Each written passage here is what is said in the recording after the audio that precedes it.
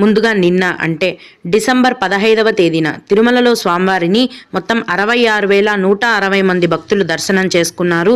అందులో స్వామివారికి మొత్తం 22,724 మంది భక్తులు తలనీలాలను సమర్పించారు. నిన్నటి రోజున తిరుమలలోని శ్రీవారి హుండీ యొక్క ఆదాయం అనేది 3,47,00,000 రూపాయలు. ఈరోజు కూడా ఎటువంటి దర్శనం టికెట్లు లేకుండా నేరుగా భక్తులనైతే ఫ్రీ దర్శనానికి అనుమతిస్తున్నారండి. ఈ విధంగా టికెట్స్ లేకుండా డైరెక్ట్గా వెళ్ళే ఫ్రీ దర్శనానికి దాదాపుగా 12 గంటల సమయం అనేది పడుతోంది.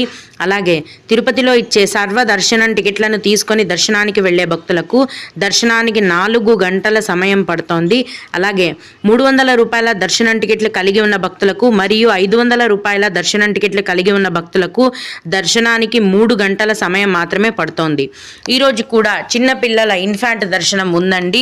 ఇన్ఫాంట్ దర్శనానికి 1 గంట సమయం పడుతోంది. అలాగే